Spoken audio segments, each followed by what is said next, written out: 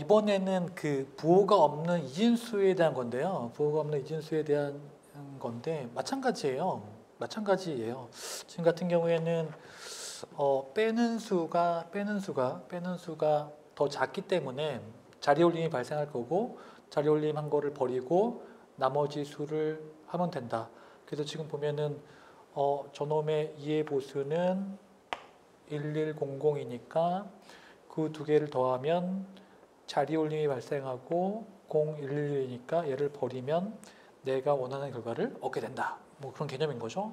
똑같은 개념인 거고. 만약에 빼는 수가 더 크면 그럼 아까랑 똑같죠. 아까랑 똑같이 해줘야 되죠.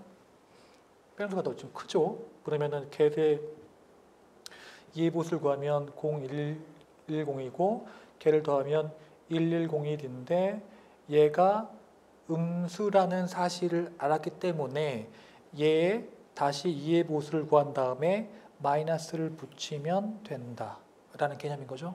요거는 이제 부호가 없는 케이스를 얘기하고 있는 거고 그 얘기인 거예요. 그래서 이걸 하나 싹 정리하면 이렇게 되는 거예요. 만약에 부호가 없는 이진수의 뺄셈 연산일 때, 그러니까 여러분들 그 시험 문제 지문을 잘 봐야 돼요. 부호가 없는 이진수의 뺄셈 연산이에요. 그래서 이진수의 뭐 1의 보수 같은 경우에는 비트 반전하면 되고 2의 보수는 플러스 1 하면 되는 개념이었고 우리가 감수 빼는 수에 1의 보수 한 다음에 플러스 1을 해가지고 2의 보수로 만들고 피감수와 더하고 만약에 자리 올림이 발생하는 케이스가 있고 발생하지 않는 케이스가 있어요. 발생하면 버리고 나머지를 취하면 되고 만약에 발생하지 않으면 그 결과가 음수이기 때문에 다시 2의 보수를 취한 다음에 마이너스를 붙이면 땡 하는 구조죠. 그 얘기를 하고 있는 거고 그 얘기인 거예요. 자 그리고 지금 뭐 후딱 지나갔지만 어쨌거나 아홉 개 우리가 배워야 되는 기초에서 배워야 되는 9개 중에 그 디지털공학 부분은 지났어요. 디지털공학 부분의 더 중요한 부분들은 나중에 이제 기본이나 심화에 또 나오는데 어쨌거나 지금 이제 컴퓨터 구조로 넘어왔는데 컴퓨터 구조는 36페이지 필까요? 36페이지 보시면은 2014년부터 2019년까지 한 문제 나온 부분이에요. 그러니까 중요도가 이렇게 높진 않은데 일단 그 컴퓨터의 구성 요소 보시면 메인보드, 보조기억, 입력, 출력, 주변 장치 뭐 그런 것들이 있는 거잖아요. 근데 제가 여러분들한테 꼭 해드리고 싶은 말이 있는데 이거 자체로 보면 하나도 재미가 없어요. 근데 만약에 여러분들이 지금도 쓰고 있는 컴퓨터를 한번 분해한 다음에 그 안에 뭐가 있는지 그리고 이게 주기억, 보조기억, 그다음에 SSD, 그다음에 뭐 CPU라는 걸 우리가 알고서 하는 거랑 틀리거든요. 그러니까 분해를 꼭 해보시라고 제가 누누이 말씀드리지만 한 명도 하는 친구를 본 적이 없고 뭐 그런 개념인 거예요. 그래서 구성 요소를 하나씩 분해해서 설명드리면 일단 지금 메인보드 쪽 보면 메인보드는 마더보드, 주회로 기판 여러 가지 단어를 쓰고 있죠. 그거 있는 건데 주회로 기판 보면 CPU 있고 그 다음에 주기억 장치 있죠. 그 다음에 입출력이 있는데 얘네들은 주회로 기판을 관통하고 있는 게 있는데요. 그게 뭐냐면 그 시스템 버스가 있어요. 이거 적어 놓을까요? 지금 버스라고 되는데 시스템 버스가 있어요. 시스템 버스가 존재한다. 그리고 그 주회로 기판에 중앙 처리 장치가 있는데 중앙 처리 장치 보시면은 CPU인데 CPU는 기본적으로 뭘로 돼 있어요? 제어, 연산, 레지스터 아까 제가 그림 그리면서 설명드렸잖아요. 근데 그 안에 내부적으로 또 뭐가 있냐면 서로 걔네들을 연결하는 CPU 내부 버스가 있어요. 근데 시험 문제 뭐가 나왔냐면 CPU에 시스템 버스 있어요, 없어요? 없어요. CPU 내부 버스가 있죠. 시스템 버스는 주회로 기판을 관통하는 전체를 관장하는 버스란 말이에요. CPU 내부에 있는 게 아니고 그 얘기를 하고 있는 거예요. 그 다음에 지금 보면은 그 주기억 장치 보시면은 일단 아까 말씀드린 것처럼 명령어 데이터, 폰 노이만에 의해서 명령어 데이터를 저장시킨 다음에 우리가 CPU가 가져다가 실행시킬 수 있는 구조라고 말씀드렸고, 지금 보면은 그 램하고 롬이 있다고 말씀드렸잖아요. 근데 램 보시면 명령어하고 데이터 저장하는 거는 제가 누누이 말씀드린 건데, 여기 보면 램이 휘발성이라고 돼 있어요. 근데 이것도 이제 문제가 좀 올드하죠. 왜냐하면 시대가 바뀌었어요. 그러니까 램이 원래는 지금도 우리가 사용하고 있는 램은 D램은 전원이 꺼지면 다 날아가요, 데이터가. 근데 현재 최신 기술에는요, M램이랑요, F램이랑 P램이 있어요. 이게 차세대 램인데 얘는 비휘발성이에요.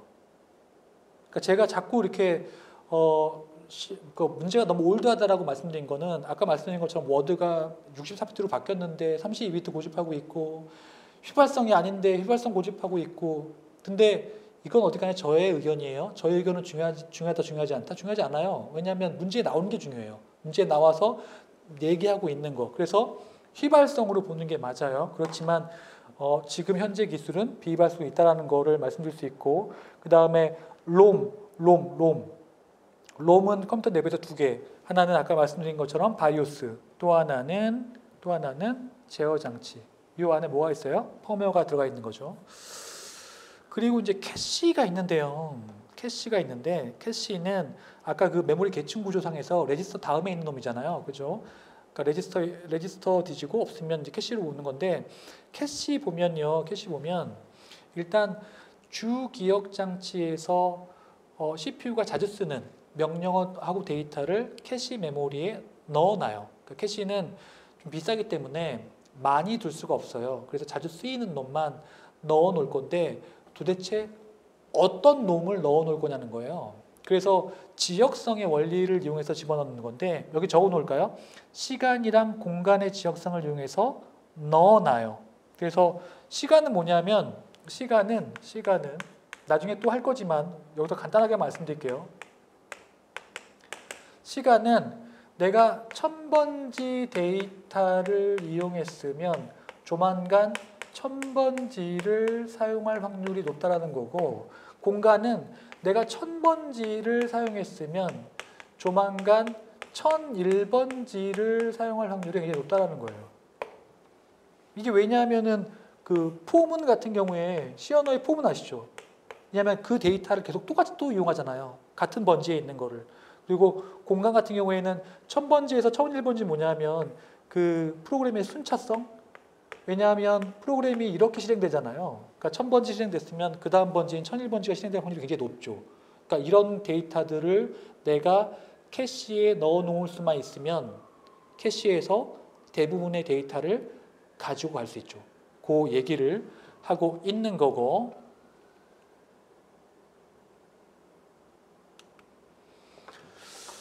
그 다음에 보조기억 장치인데요. 보조기억 장치 보시면은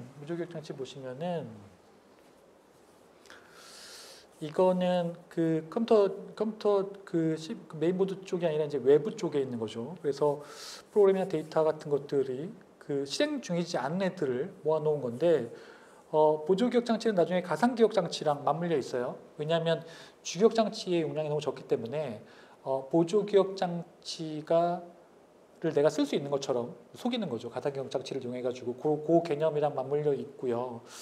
그 다음에 지금 보면은 그 하드디스크 장치가 보조기억 장치의 대표적인 예인데, 지금 HDD에서 SSD로 바뀌고 있고, 그 다음에 플로피 디스크는 없어졌고 플래시 메모리가 대체했죠. 그리고 대용량 데이터 저장할 때는 자기 테이프, 아까 그 잠깐 언급된 자기 테이프, 그리고 뭐 CD-ROM, DVD 뭐 이런 거 있고, 그다음에 BD, 블루레이 디스크 같은 것들. 근데 이제 CD도 없어지고 DVD도 없어지고, 그다음에 블루레이 디스크도 다 없어지고 있죠. 왜냐하면 그 옛날에 그 비디오 같은 거 이렇게 할 때 DVD 같은 거 이렇게 했는데 넷플릭스가 뭘 바꿔놨어요? 넷플릭스 이제 그런 거 안 하잖아요. 그 다 온라인으로 보여주잖아요. 그러니까 이제 블루레이 디스크 같은 게 필요 없어요. 그게 바뀌고 있죠. 그걸 이제 뭐라고 불러요? OTT라고, OTT. 그 용어 시험에 나올 수 있어요. OTT. 오버 더 탑, 셋탑박스를 통해 가지고 뭔가 그 보는 걸 얘기하는 거죠. 그리고 방식이 IDE에서 SATA 방식으로 바뀌고, 오프라인 같은 경우에 여기 보이시죠? 외장 하드디스크나 아니면 클라우드 같은 경우에 존재한다고 했었죠. 그 다음에 요거는 뭐 중요하진 않아요. 시험 문제 나온 적은 한 번도 없어요. 입출력 장치의 입력 장치 보시면은 입력받는 키보드, 마우스 중에 3D 마우스도 있고요. 스캐너 중에 이제 3D 스캐너. 그러니까 3D 스캐너는 왜 사용하는 거냐면 그 3D로 스캐닝을 한 다음에 그 3D 프린터에 집어넣어서 똑같이 출력하려고. 비디오 캠코더라든지 아니면 그래픽 태블릿이나 디지타이저 같은 경우인데 요건 이제 웹툰 작가들이 사용하는 굉장히 고가의 장비를 얘기하고 있는 거예요. 한 번은 써보고 싶더라고요. 어떻게 되는 건지. 저 아까 그 그래픽 그런 거 하는 거. 이 출력 장치 중에 출력 장치는요. 모니터 대표적인 거죠. 모니터 같은 경우에는 지금 보면은 그 VRAM이라고 비디오 램 해가지고 그 VRAM 비디오 램이 많으면 보다 빠르게 내가 뭔가를 할 수 있는 거잖아요. 비디오를 할 수 있는 거잖아요. 근데 지금 보면은 모니터 중에 지금 LCD, LED, OLED, QLED가 있어요. 그 차이점이 뭔지인 건데 일단 저는 깜짝 놀란 게 뭐냐면 요새 선전 나오는데 뭐라고 선전 나오냐면 백라이트가 없어요라고 선전이 나와요. 근데 이거를 도대체 선전을 왜 만든지 모르겠어요. 왜냐하면 무슨 사용자들이 백라이트가 뭔지 하나도 모를 텐데 그게 무슨 광고 효과가 있는지 잘 모르겠어요. 근데 저는 알죠. 저는 그러니까 LCD는 백라이트가 있어서 뒤에 이제 그 백라이트를 통해서 이제 광원을 해줘야 되는 거고 LED부터는 자체 발광이에요. 백라이트가 필요 없어요. 자체 발광. 그래서 얘는 그 점으로 쏘는 거고요. OLED는 이제 면으로 쏘는 거고요. 훨씬 좋죠. 점보다. 그리고 이제 QLED는 OLED의 그러니까 4분의 1로 더 뭐라고 해야 할까요? 더 좋아진 거죠. 4배 화질이 더 좋아진 거예요. 이게. 이론상. 그리고 그 프린터에는 옛날엔 잉크젯, 지금 이제 레이저 프린터 같은 종류가 있다라는 거인 거고. 그 다음에 프로젝터는 지금 이렇게 여기 지금 쏘고 있는 거죠. 이게 지금 이렇게 화면에 쏘고 있는 거. 그리고 HMD는 그 헤드 마운트 디스플레이라고 가상현실 이렇게 그러니까 아무것도 안 보이는 게 하는 거예요. 이렇게 그러니까 현실이 안 보이게 하는 거, 가상만 보이게 하는 거. 그래서 지금 페이스북이 오큘러스라는 그 회사를 인수해가지고 그 가상현실에 박차를 가하고 있는데, 그러니까 페이스북이 궁극적으로 노리고 있는 건 뭐냐면 이런 거예요. 지금 우리가 그 페이스북 보게 되면은 다 우리가 이제 뭐라고 되죠? 그냥 2차원적으로만 만나잖아요. 근데 그 페이스북이 노리고 있는 건 가상현실에서 만나는 거예요. 지금도 이제 페이스북 말고 그런 게 있어요. 가상현실로 만나가지고 뭐 이렇게 할 수 있는 것도 있는데 가상현실에 만나가지고 이렇게 뭐 서로 얘기하고 막 그런 것들인 거죠. 그 다음에 지금 보면은 입출력 장치, 입출력 포트 부분인데 지금 입출력 포트 부분에 그 책에 보면 설명이 좀 잘못되어 있는데 이 부분이 설명이 잘못되어 있어요. 지금 보면은 예전에는 병렬 포트, 직렬 포트 여기서 끊어야 돼요. 예전에는 병렬 포트, 직렬 포트가 있었다. 요게 USB 포트로 이렇게 왔다라고 정리가 돼야 되지. 나머지 애들은 예전이랑 상관이 없어요. 나머지 애들은 예전이랑 상관이 없어요. 그 페이지가 좀 잘못되어 있고, 그다음에 뭐 파이어 와이어는 애플이 만든 거고, 그다음에 그 블루투스 연결되고 HDMI 아시죠? 그 고화질 데이터 보여주기 위해서 HDMI를 연결하죠. 그 다음에 주변 장치 보면은 뭐 사운드 카드 있고요. 사운드 카드 있고 비디오 카드 있고 그 다음에 그래픽 가속 보드. 지금 보면은 그 비디오 카드랑 그래픽 가속 보드 다 합쳐가지고 이제 어디로 왔어요? GPU로 왔잖아요, 그죠? GPU를 이렇게 오게 됐어요. GPU가 왔는데 GPU는 뭐냐면 그 그래픽 전용 프로세서를 얘기해요. 그러니까 원래 그 CPU가 있긴 한데 CPU가 워낙 하는 일이 많으니까 GPU가 대체를 하는 건데 GPU가 그래픽만 처리하는 게 아니에요. 그러니까 연산도 할 수 있어요. 그러니까 어디 많이 사용돼요? 비트코인 채굴할 때. 비트코인 채굴을 왜 해요? 비트코인 채굴 하려면 그 비트코인의 채굴이 뭐냐면 비트코인에서 돈을 이제 채굴을 해서 이제 뭔가를 비트코인을 얻어내는 건데 해시를 막 돌려야 되는데 연산을 해야 되거든요. 그 연산을 누가 해줘요? GPU가 해준다는 거예요. 자, 그리고 여기 보면 그 미디라는 단어가 있어요. 미디의 별표할까요? 미디라는 단어가 있어요. 왜 별표를 하냐면 이게 만약에 시험 문제 지문에 딱 나오면 여러분들이 잘 모를 거예요. 왜냐하면 생소한 단어니까. 요거는 뭐냐면 그 컴퓨터 전자악기 같은 걸 물릴 수 있는데 걔네들이 데이터를 신호를 주고받을 수 있는 어떤 규약이에요. 근데 저기에는 실질적으로 어떤 의미 저장된 게 아니고요. 그냥 그 연주하는 방법 그런 것들이 저장된 거예요.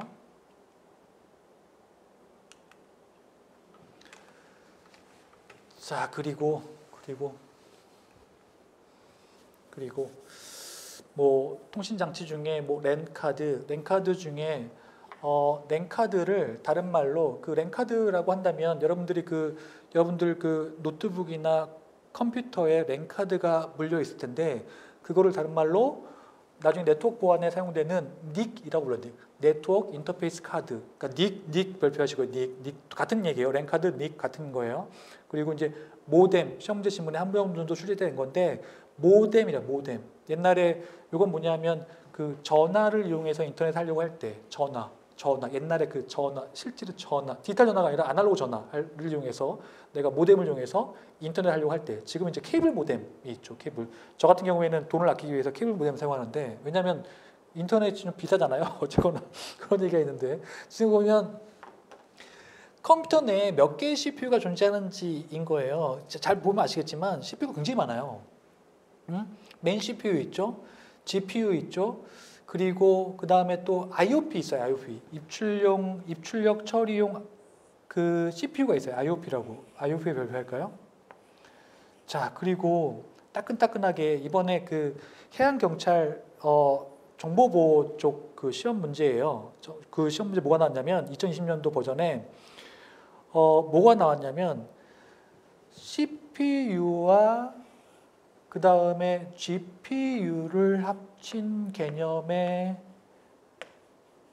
CPU가 뭐냐라는 개념이에요. 그게 AMD에서 만든 APU예요. APU. 실제 시험도 나왔던 거예요. APU. 그러니까 저 APU가 뭐예요? CPU와 GPU를 짬뽕해서 만든 개념. 별도로 분리되어 있었는데 그걸 또 합쳐가지고 APU라는 개념으로 만들었다는 거예요. 적어 놓으세요. 적어 놓으시고. 그 다음에 요거는 뭐 이제 점점 아는 내용들이 나오죠. 지금 보면은 컴퓨터 구성 요소 중에 하드웨어는 CPU, 레지스터, 버스 같은 애들이 하드웨어인 거죠. 바뀔 수 없는 것들. 그리고 그다음 변경이 불가능한 것들. 그 다음에 소프트웨어 같은 경우에는 시스템 소프트웨어가 있고 응용 소프트웨어, 바뀔 수 있는 시스템과 응용을 구분하는 것은 하드웨어랑 얼마나 밀접하게 연관되어 있는지에 대해서 말씀드렸고, 그 다음에 펌웨어는 뭐 미들웨어라고도 하는데 어쨌거나 바이오스나 제어 장치 등에서 사용됐다라고 말씀드렸죠. 기억나시죠? 기준은 변경의 유무로 구분한다라고. 저의 기준. 그래서 그 하드웨어적으로 이제 쫙 설명을 하면 하드웨어 중에 CPU가 있고 기억 장치가 있고 입력 출력이 있는데 지금 보면은 CPU는 명령어를 읽고 해석하는 게 아까 기억나시죠? 에드 250 읽어가지고 해석하고 막 그런 거잖아요, 그죠?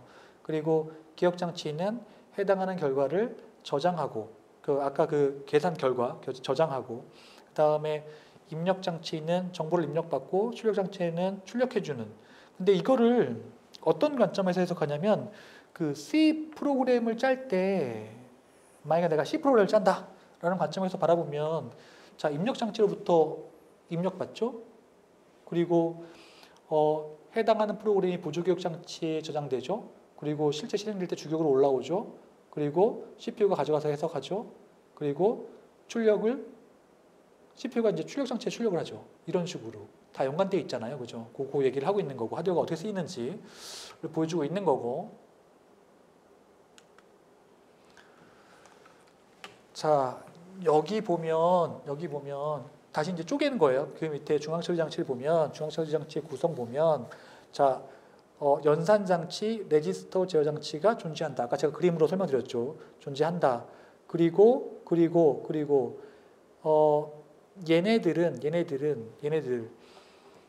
얘네들은 지금 보면은 그 뭐로 돼 있냐면 이런 거죠. 그 레지스터 같은 경우에 쪼개면 AND, OR, NOT, 게이트로 쪼갤 수 있어요. 그리고 얘를 쪼개면 플립플롭으로 쪼갤 수 있어요. 얘를 쪼개면 렛치로 쪼갤 수 있어요. 이렇게 돼 있어요. 이렇게 쪼개는 거죠. 이렇게 쪼개는 거 좋아하는데 이렇게 쪼갰어요. 이렇게 쪼개는 거예요. 근데 요 관점에서 바라보는 게 그 아까 말씀드린 그 디지털 공학이에요.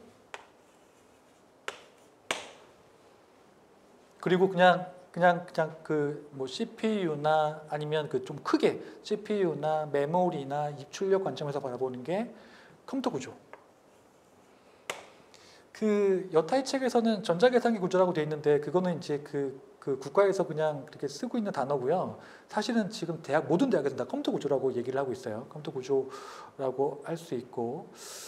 그래서 지금 보면은 연산 장치 있고 그 다음에 그 레지스터 있고 제어 장치 있고 그 다음에 그 내부에 내부 CPU 버스가 있어요. 자, 시스템 버스 있다 없다? 없다라고 했어요. 그거 기억하셔야 되고. 자, 지금 이 중에 여러분들이 모르는 건 뭐예요? 레지스터는 지금 아까 우리가 했던 그 MARPC 뭐 그런 레지스터 있었다고 했었죠. 걔를 쪼개면 뭐가 나와요? AND와 NOT 게이트가 나와요. 자, AND와 NOT 게이트가 뭐냐면 AND 같은 경우에는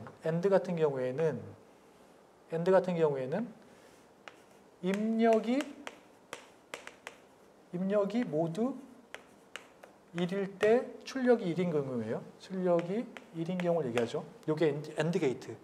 OR 게이트는 입력이 하나라도 1이면 출력이 1. NOT은 1이 0으로 0이 1로 바뀌는 거죠. 플립플롭은 1비트를 저장하는 거. 플립플롭은 0 또는 1을 저장하는 거예요. 플립플롭. 나중에 다시 해요. 나중에 다시 하는데 지금 용어가 나왔으니까 그냥 설명을 드리는 거예요. 그리고 렛치에다가 클럭을 집어넣으면 플립플롭이 되는 구조. 그러니까 렛치는 왜 필요해요? 플립플롭 만들기 위해 필요한 거예요. 그 개념으로 우리가 이해하시면 되고. 그래서 하나를 더 쪼개봤어요. 중앙처리 장치를 쪼갰더니 그 안에 산술 논리 연산 장치가 있더라. 도대체 산술 논리 연산 장치는 도대체 어떻게 생겨먹은 거냐? 라는 거죠. 그래서 지금 나오는 것들이 전혀 생소한 개념이고 어려운 개념일 수 있는데 여기서 무너지시면 안 돼요. 일단 제 강의의 특성상 처음에 쓸데없는 말을 많이 하는데 어쨌거나 여러분들 그 강의를 뭐 2, 3주 들어보지 않고 처음에 딱 들어보고 이렇게 막 실망하시면 안 돼요. 그렇게는 하지 마시고 좀 들어보세요. 들어보시면은 나중에 다 연결이 된다라고 말씀드릴 수 있고. 그래서 지금 보면 그 중앙처리 장치 CPU의 산술 논리 연산 장치는 이렇게 생겨 먹었는데, 자, 얘는 뭐예요? 산술 연산하고 논리 연산. 산술은 플러스 마이너스, 논리는 AND와 NOT. 아까 말씀드린 AND와 NOT 하는 건데 어떻게 돼 있어요? 여기 지금 MUX로 들어가 있어요. MUX. 여기 보면은 여기 보면 산술 연산이 있고 논리 연산이 있고 그 다음에 이동 연산이 있어요. 이동 연산은 뭐냐면은 비트를 왼쪽으로 이동할 수도 있고 비트를 오른쪽으로 이동할 수도 있어요. 그러면은 뭐 어차피 8421 코드이기 때문에 그러니까 왼쪽으로 이동하게 되면 그 2에 곱하기 2가 되는 거고 오른쪽으로 이동하게 되면 나누기 2가 되는 거죠. 그런 개념을 얘기하는 건데 지금 보면 우리가 모르는 게 뭐예요? MUX를 모르죠. 지금 MUX가 어떻게 있어요? 이렇게 돼 있죠. 얘는 MUX는 멀티플렉서의 약자예요. 얘는 2의 n승 바이 1이에요. 그러니까 2의 n승 바이 1이 뭐냐면 2의 n승계가 들어오면 출력이 하나 나오는 거예요. 그러면 뭘 집어넣어요? n개의 선택 단자를 집어넣어서 내가 2의 n개 입력 중에 하나를 출력으로 내보내는 걸 얘기해요. 2의 n승 바이 1이에요. 그래서 항상 2의 n승 바이 1이 뭐예요? 먹스예요. 그러면 여기 잠깐 얘기할 게 뭐냐면 d먹스는 뭐예요? d먹스는 거꾸로죠. d 멀티플러스니까 1 바이 2의 n승이에요. 자, 볼까요? 어떻게 해요? 지금 뭐예요? 2의 2승 바이 1이죠. 1이죠. 2의 2승 바이 1이죠. 그리고 n이 두 개의 선택 단자가 들어가죠. 그럼 어떻게 해요? 0, 0이면 얘가 출력되고 0, 1이면 얘가 출력되고 1, 0이면 얘가 출력되고 1, 1이면 얘가 출력되고 이런 식으로 출력되는 걸 얘기해요. 그러면 이게 뭐냐면 선택하는 거에 따라서 산술 연산을 처리할 수도 있고 이동 연산을 처리할 수도 있고 논리 연산을 처리할 수도 있어요. 자, 여기서 정말 중요한 건 아까 뭐 했어요? add 250을 이제 해석을 해가지고 제어 신호를 만들어냈잖아요. 제어 신호를 만들어내서 뭘 했냐면 산술 연산기가 덧셈 연산을 하도록 만들었어요. 그게 중요한 포인트예요. 그게 정말 중요한 포인트예요. 물론 이런 것들을 시험에서 물어봐야 되는데 사실은 이제 수박 겉핥기죠. 사실 시험 문제 자체가 그런 걸 하는 건 아니니까. 그래서 이거는 더 쪼개봤어요. 산술 논리 연산 장치 중에 산술 연산 처리기를 쪼개봤더니 이렇게 되는 거예요. 지금 보면은 뭐가 사용되냐면 덧셈 뺄셈을 할 수 있는 거를 회로를 보여주고 있는 거예요. 그러면 교수님 곱셈이랑 나눗셈은 어떻게 합니까? 그거는 부스 알고리즘이 있어요. 시험 문제에는 한 번도 안 나왔는데 왜 안 나오냐면 만약에 전자계산기 구조가 7급이 있으면 전자계산기 구조 자체가 7급 문제가 있으면 그 7급에 나올 만한 알고리즘이 동작해요. 좀 어려워요. 어려우니까 궁금하시면 한번 찾아보시는 건 나쁘진 않아요. 그런데 시험 문제는 한 번도 안 나왔어요. 만약에 나왔다고 한다면 설명을 해야죠. 제가 설명을 해야 되는 거고. 자, 그런데 요 회로를 보면 얘가 지금 보면은 덧셈이랑 뺄셈을 할 수 있는데 어떻게 뺄셈을 할 수 있냐면 아까 우리가 배운 보수를 이용해서 뺄셈을 할 수 있어요. 보수를 이용해서 뺄셈을 할 수 있어요. 자, 보수를 이용해서 뺄셈을 어떻게 하냐면 여기 보면 얘가 뭐냐면 익스클루시브 오화예요. 익스클루시브 오화는 뭐냐면 입력의 1의 개수가 홀수 개일 때 출력이 1이에요. 그 원리를 이용해서 하는 건데, 자, 여기서 이제 뭘 설명해야 되냐면 일단 회로를 뭘 사용했어요? FA를 사용했어요. FA가 뭐예요? 풀래더고요. 풀래더가 뭐예요? 전가상기예요. 전가상기는 뭐냐면 내가 덧셈을 할 때 그냥 A랑 B랑 더하면 얘는 할프에 돼요. 반가상기예요. 전가상기는 뭐냐면 전 단계의 캐리까지 고려해가지고 더하는 거예요.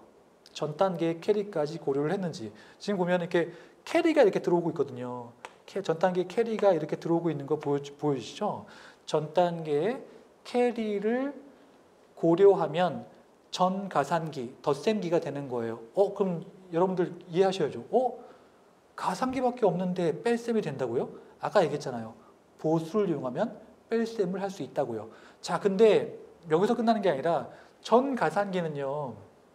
반가산기도 마찬가지고 전 가산기도 마찬가지고 얘는 뭐냐면 조합 논리예요. 조합 논리가 있고 순차 논리가 있어요. 조합 논리 같은 경우에는 현재 입력이 현재 출력을 결정해요. 현재 입력이 주어지면 현재 출력을 결정해버려요. 그냥 딱 들어오면 덧셈 해가지고 딱 나오니까 과거의 출력에 영향을 안 받죠. 근데 지금 순차 논리 같은 경우에는 과거 출력이 영향을 받아요. 이게 무슨 얘기냐면 내가 현재 출력을 할 때 현재 입력도 중요한데 중요한 건 과거 출력도 중요해. 과거 출력도 영향을 받아 라는 개념인 거예요. 과거의 출력도 영향을 받는다. 자, 오늘 첫 시간인데 이것저것 엄청나게 많이 설명하고 있잖아요. 근데 이거는 어쩔 수 없어요. 지금 첫 시간인데 저게 저렇다고 그냥 넘어갈 수가 없어요. 다 설명하고 있어요. 일단은 다 설명하고 있어요. 근데 너무 뭐 헷갈려 하거나 그럴 필요 없어요. 어차피 계속 반복해서 설명하니까 이해하시면 될 것 같아요. 그러면 이제 과거 출력 영향을 받는 순차 논리는 좀 이따 말씀드리고, 얘 같은 경우는 어쨌거나 조합 논리라는 거고. 자, 그러면은 얘가 할 수 있는 게 뭐냐면, 보세요. 지금 하는 거 보면은, 얘가 보면은 어떻게 계산되는 거냐면 이게 이렇게 돼요. 원래는 그냥 이렇게 되는 거예요. A 원래 덧셈은 A 플러스 B 플러스 1이죠. 지금 캐리가 들어오니까 그러면 전 단계의 캐리까지 고려를 해가지고 내가 지금 현재 덧셈을 하는 거죠. 근데 뺄셈은 어떻게 하는 거냐면 이렇게 해요. A 플러스 B 프라임 플러스 1. 왜냐하면 이 익스클루시브 OR을 이용해 가지고 내가 들어오는 B를 B 프라임으로 만들 수가 있어요. 만드는 거는 그러니까 이 익스클루시브 OR의 원리에 의해서 여기다가 내가 하나를 1을 집어넣고 여기 B를 집어넣으면 B 프라임이 나오게 돼 있어요. 그거는 이제 해보시면 알아요. 이렇게 익스클루시브 OR의 원리에 의해서. 그러면 내가 지금 이거 뭐예요? B 프라임 플러스 1은 뭐예요? 2의 보수죠. 2의 보수죠. 그죠? 2의 보수죠. 2의 보수죠. 뭐예요? 뺄셈이에요. 아, 그렇잖아요. 1의, 그러니까 B의 B 프라임은 1의 보수 플러스 1, 2의 보수, A 플러스 B, A 플러스 2의 보수, 뺄셈이 되는 거잖아요. 그러면 얘가 자연스럽게 뺄셈을 하게 되는 거예요. 뺄셈을 하게 된다라는 개념인 거고,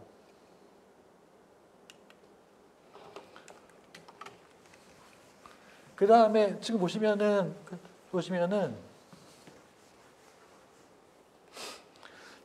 지금 보시면은 그 산술 논리 연산 장치 중에 논리 연산 그 처리기 보시면요, 얘가 뭘 해요? AND, OR, 그 다음에 exclusive OR, 보수 연산. 그래서 아까 말씀드린 것처럼 그 먹스가 사용돼 가지고 만약에 00이면 얘를 선택하고 01이면 얘를 선택하고 아까 그 똑같은 원리에 의해서 선택할 수 있게 되는 거죠.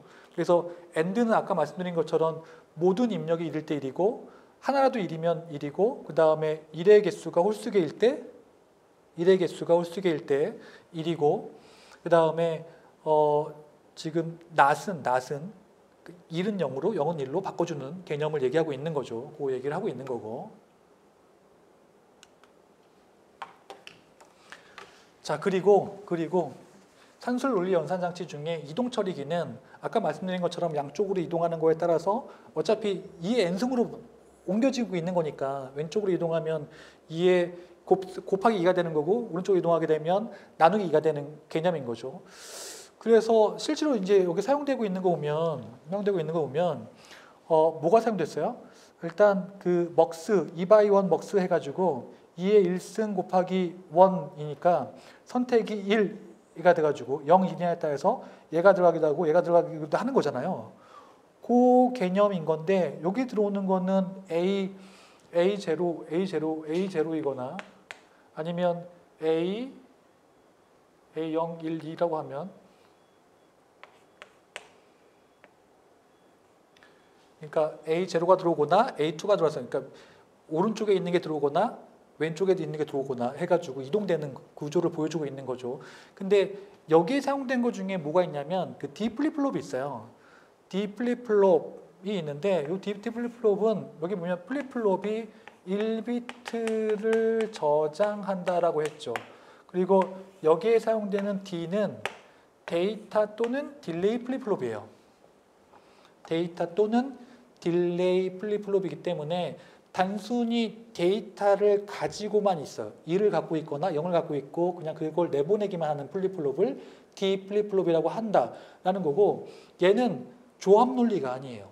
순차 논리예요. 왜 순차 논리냐면 현재 출력이 되려면 현재 입력이랑 과거에 기억했던 거. 왜냐하면 현재 보시면 아시겠지만 지금 현재 입력으로 결정되는 게 아니라 현재 입력이 들어오는 것뿐만이 아니라 과거 출력, 예를 들어서 1011이 있었다는 게 기존에 과거 출력이 갖고 있어야만 걔를 이동할 거 아니에요. 그러니까 얘는 순차 논리가 되는 거죠. 얘는 순차 논리가 된다라는 개념인 거예요. 과거 출력이 있어야 된다라는 개념인 거고. 그 다음에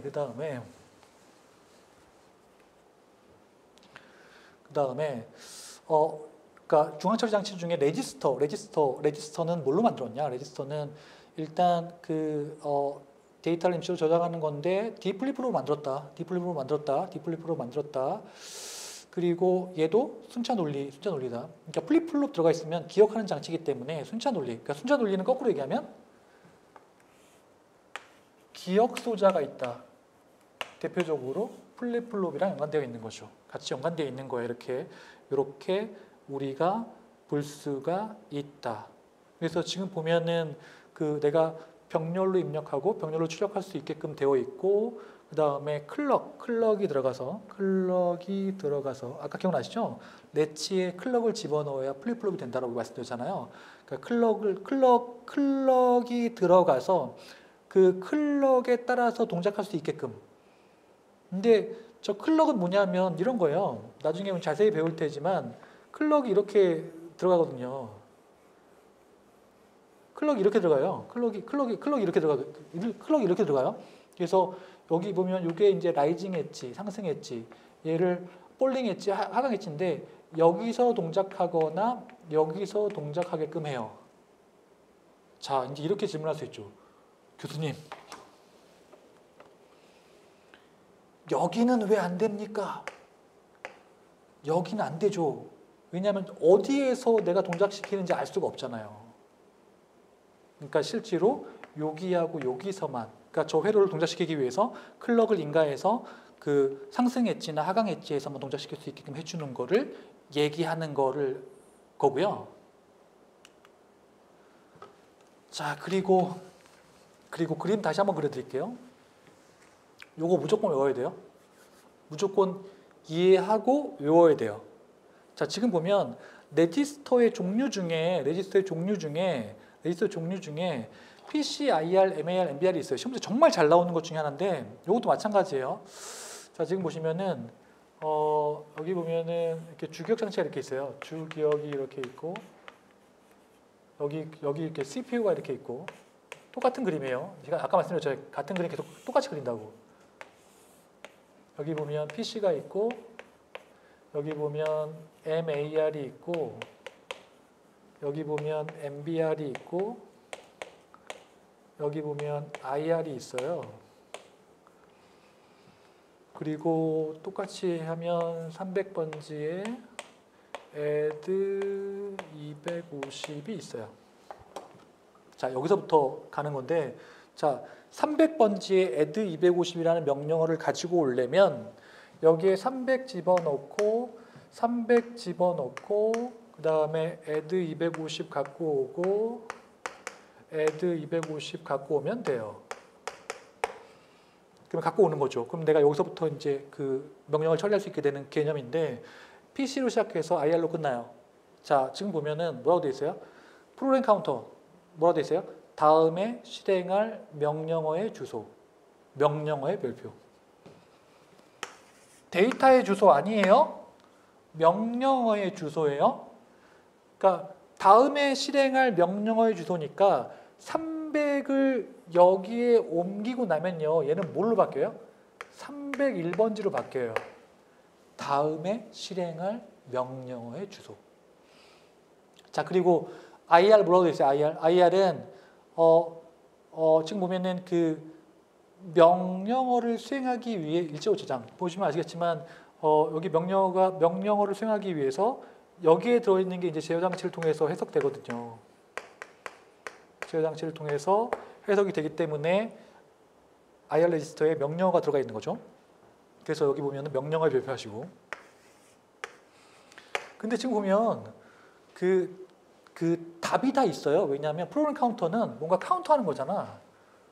뭔가 카운트하는 거잖아. 번지수를 이렇게 카운트하는 거잖아, 그죠? 번지수를 이렇게 카운트하는 거고.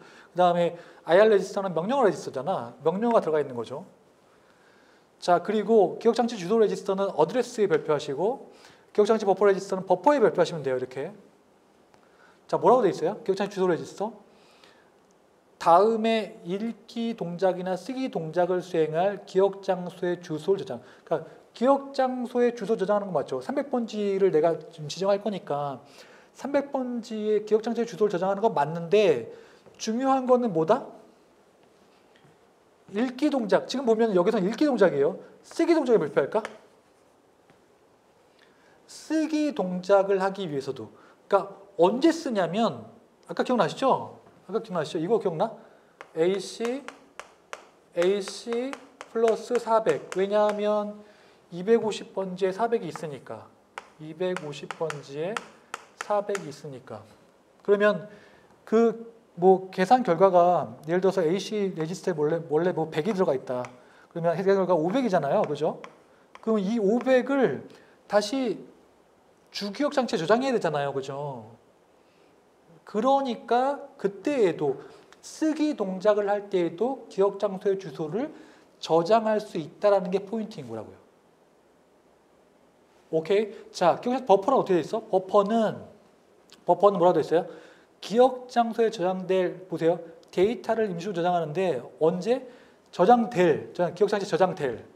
이거는 쓰기 동작이랑 맞물리는 거예요. 그러니까 이런 식으로 쓸 수도 있어요. 그러니까 이런 식으로 읽을 수도 있는데 이런 식으로 쓸 수도 있단 말이에요. 그리고 기억 장치로부터 읽은 데이터나 명령어를 임시로 저장한단 말이에요. 요거는 정말로 중요한 개념이에요. 그래서 이 500이 여기에 저장된 다음에 번지를 지정한 다음에 내가 저장되는 구조인 거죠. 그 얘기를 하고 있는 거예요. 그 얘기를 하고 있는 거고.